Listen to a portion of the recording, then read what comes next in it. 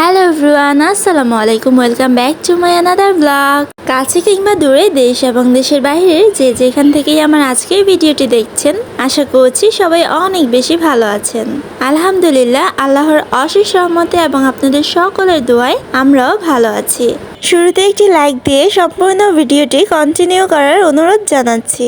আমাকে অনেকেই জিজ্ঞাসা করে, তুমি এত বাহিরে খাও কেন? এত বাহিরে খাওয়া তো ভালো না। কিন্তু কি আর বলবো, দুঃখের কথা, বিকালটা হতে না হতেই আমার শুধু বাইরে খাওয়ার ক্রেভিংস হয়। শুধু বাইরে খাবার খাওয়ার জন্য মনটা আনচান আনচান করে। তারপর কি আর করব, মনকে তো আর বেঁধে রাখতে পারি না, চলে যাই বাইরে ঘোরাঘুরি পাশাপাশি খাওয়া দাওয়া করতে।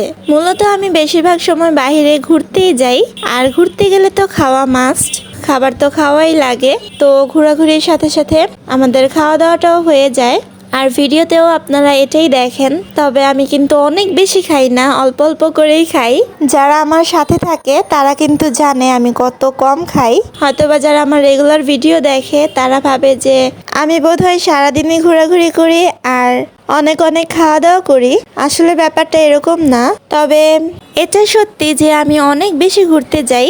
ঘোরাঘুরি আমার এবং আমার পরিবারের সকলেরই অনেক বেশি পছন্দের। তাছাড়া আমার মতো আমার হাজবেন্ডও অনেক বেশি ঘুরতে পছন্দ করে। তো ফ্যামিলির সবাই যেহেতু ভ্রমণ পিপাসু, তাই কিন্তু সবাই মিলে ঘুরতে অনেক ভালো লাগে। আর আমার সেই ঘোরাঘুরির আনন্দঘন মুহূর্তগুলোই তোমাদের সাথে আমি শেয়ার করতে অনেক পছন্দ করি।